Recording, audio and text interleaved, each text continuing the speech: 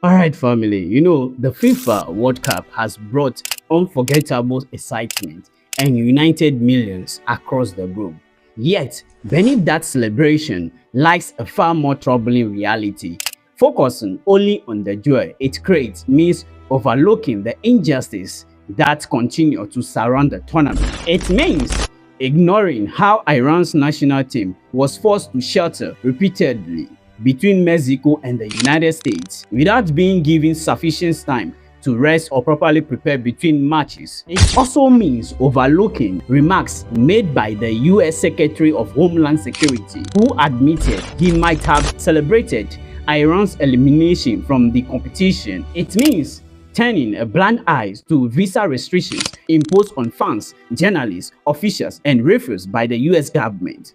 And it also means disregarding allegations that Donald Trump attempted to influence the tournament by urging FIFA President Gianni Infantino to reconsider the suspension of US forward Flo Balogun ahead of the host nation's match against Belgium. I'm Adonis, and this is the dark side of the World Cup.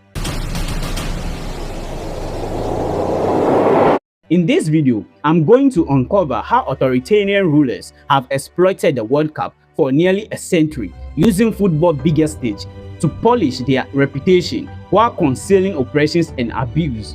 Let's shift our attention to the institution that has enabled so much of it, FIFA, the tournament's most powerful and influential partner.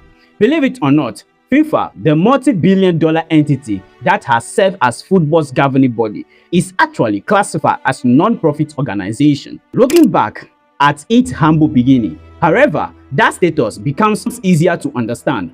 Founded in 1904 in Paris, FIFA was created by 7 European nations with the goal of overseeing international association football. At that time, the sport itself was still relatively young, having existed for less than half a century. The first FIFA World Cup did not arrive until 1930. Compared to the spectacular tournament we know today, that inaugural competition was remarkably modest.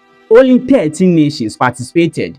Surprisingly, the United States was among those teams. One can only imagine how history might have changed had England competed in those early tournaments. Perhaps the nation would have added several more World Cup titles to its record. But that's only speculation. The important point is that FIFA in those days was nothing like the global powerhouse it has become. It was far from the financial giant it is today, and qualifying for the World Cup had not yet become football's greatest dream. So how did FIFA grow into one of the world's most influential sporting organizations?